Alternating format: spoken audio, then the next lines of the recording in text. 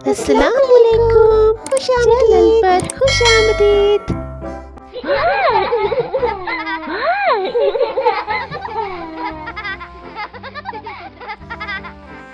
ارے وہ پاپا وہاں اکیلے کیوں بیٹھے ہیں؟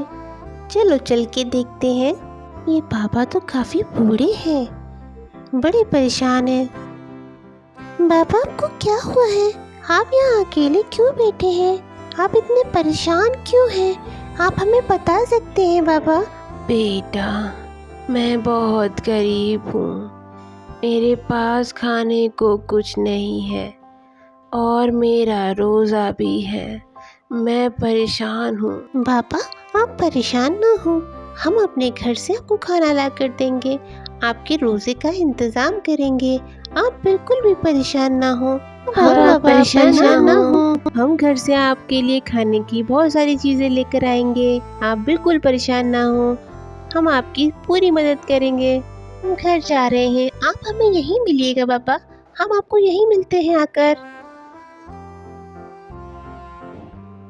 ساری تیاریاں ہو گئی ہیں، اللہ کا شکر ہے۔ واہ بیٹا، آج تو آپ نے افطار کی بہت اچھی تیاری کی ہے۔ السلام علیکم امی جان، دادی جان، کیا آپ ہماری کچھ مدد کر سکتی ہیں؟ آپ ہمیں کچھ کھانا دے سکتی ہیں کیا؟ باہر ایک بوڑھے بابا بیٹھے ہیں، ہمیں ان کو روزہ افطار کروانا ہے، آپ ہمیں کھانا دیں افطار کروانے کے لیے، اور آپ ہمیں بتائیں کیا ہم نے ٹھیک کیا ہے؟ ہاں میرے بچوں، ترمذی کی حدیث ہے، حدیث نمبر 807 میں، کہ روزے دار کو افطار کروانے والے کو بھی اتنا ہی ثواب ملتا ہے جتنا روزے دار کو ملتا ہے، جبکہ روزے دار کے ثواب میں کوئی کمی نہیں ہوتی اور اس کے گناہوں کی معافی کا ذریعہ بنے گا۔ تو امی آپ ہمیں جلدی سے سارا افطار دیتے، ہم ان کو دے کر آتے ہیں۔ ہاں میرے بچوں، میں بھی آپ کو افطار دے دیتی ہوں، آپ ان کو ضرور دے کر آئیں۔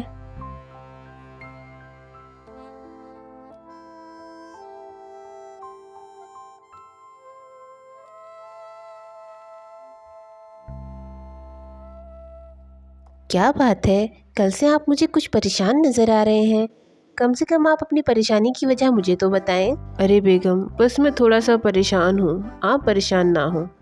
رمضان کا مبارک مہینہ چل رہا ہے، ہم لوگوں نے اللہ کے کرم سے ابھی تک پورے روزے رکھے، اچھے سے اللہ کی عبادت کی، اللہ نے کھانے کے لیے بہترین چیزیں افطار میں عطا کی، گھر میں مہمان بنے ہوئے ہیں، پھر بھی آپ پریشان ہیں، بتائیں نا کیا بات ہے؟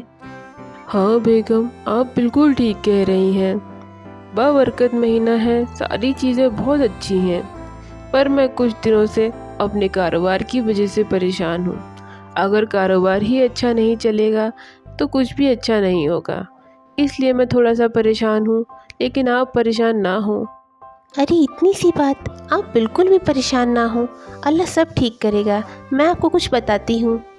ارے آپ لوگ یہاں ہیں، ہم آپ کو اندر ڈھونڈ رہے تھے۔ امی ابو چلے نا ہم لوگ دادی سے کہانی سنتے ہیں۔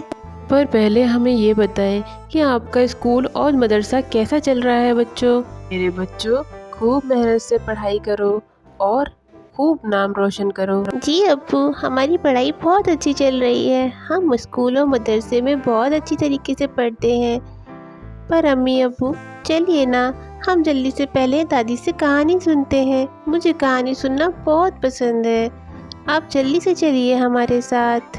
ٹھیک ہے بیٹا، پر آج کہانی میں سناؤں گی آپ کو، ایک بہت ہی شاندار سی اور بہت اچھی کہانی، تو پھر چلتے ہیں۔ ارے واہ، آج تو بہت مزہ آئے گا، آج ہمیں ہماری امی کہانی سنائیں گی، چلیے۔ کیا آپ لوگ کو پتہ ہے آج کہانی ہماری امی سنانے والی ہیں؟ چلیے امی سنائیں کہانی۔ ہاں میرے بچے، آج میں کہانی سناؤں گی، اور آپ سب کو آخر میں مجھے یہ بتانا ہوگا کہ اس کہانی سے آپ نے کیا سیکھا۔ تو پھر شروع کرتی ہوں میں آج کی کہانی، ایک غریب لکڑہارے کی کہانی۔ ایک غریب لکڑہارا جس کا نام ماجد تھا، وہ اپنے پریوار کے ساتھ میں ایک گاؤں میں رہا کرتا تھا۔ اس کا گھر مٹی کا بنا ہوا تھا اور اس کی چھت بہت کمزور تھی، جو کہ گھاس پھوس کی بنی تھی، اس وجہ سے انہیں گرمی، برسات اور سردی तीनों ही मौसम में बहुत दिक्कत होती थी। माजिद गरीब था पर बहुत मेहनती था। साथ ही वह अपने परिवार से बहुत प्यार करता था। उसकी बीवी रुकैया और उसके दोनों बच्चे फैसल और सना भी बहुत नेक थे। इसी वजह से वो लोग हमेशा राजी खुशी रहा करते थे हर एक परेशानी में। माजिद और उसकी बीवी 5 वक्त की नमाज़ पढ़ते और हमेशा कुरान की तिलावत किया करते थे। माजिद रोज़ फजर की नमाज़ पढ़कर जंगल में निकल जाया करता था। जंगल में जाकर वह लकड़ियाँ काटता, उनको इकट्ठा करता और शहर के बाज़ार में बेच दिया करता था। लकड़ियाँ बेचने के बाद जो उसको पैसे मिलते थे उसी से उसके घर का गुजारा चलता था। रोज़ाना की तरह वह एक दिन लकड़ियाँ काटने जाता है और अचानक से वहाँ पर बहुत तेज़ की बारिश आ जाती है। बारिश इतनी तेज़ होती है कि माजिद वहीं फंस कर रह जाता है। जब बारिश हल्की होती है तब वह अपनी लकड़ियाँ लेकर के दुकानदार के पास जाता है, पर दुकानदार उसकी गीली लकड़ियों को लेने से मना कर देता है। माजिद को खाली हाथ घर आना पड़ता है। अब वह घर आकर जब अपने घर की हालत देखता है तो उसका घर पूरी तरीके से टूट चुका था। चारों तरफ पानी बिखरा हुआ था। माजिद ये देखकर बहुत परेशान होता है। उसके दोनों बच्चे परेशान हो रहे होते हैं, उसकी बीवी भी परेशान होती है। वह देखता है कि उसकी छोटी बेटी को भीगने की वजह से बुखार आ गया था। पहले तो वह खुद भी परेशान होता है, लेकिन फिर वह सबको समझाता है। अपनी बीवी से कहता है कि बेगम, बेटी को डॉक्टर को दिखाना होगा, लेकिन मेरे पास पैसे नहीं हैं। ये कहते ही वह ज़ोर ज़ोर से रोने लगता है। उसकी बीवी भी रोने लगती है, लेकिन वह फिर हिम्मत जुटाता है और सोचता है क्यों ना कुल्हाड़ी को बेच करके अपनी बेटी की दवाई ली जाए। वह अपने बेटे को घर पर ही छोड़कर अपनी बीवी, बच्ची और कुल्हाड़ी लेकर चल देता है। एक लोहार के पास वह अपनी कुल्हाड़ी को बेचता है और पैसे लेकर अपनी बच्ची को डॉक्टर के पास लेकर जाता है। डॉक्टर उसका ठीक से इलाज करते हैं, दवाई देते हैं और उनको घर वापस भेज देते हैं। जब वो तीनों घर के लिए जा रहे थे तो रास्ते में एक बाज़ार पड़ती है। बाज़ार को देखकर उसकी बेटी मचल जाती है और अपने अब्बू से कहती है कि अब्बू, मुझे अनार खाने हैं, मेरा बहुत मन कर रहा है। बच्ची की बात सुनकर माजिद परेशान हो जाता है, क्योंकि उसके पास कुछ ही पैसे बचे होते हैं।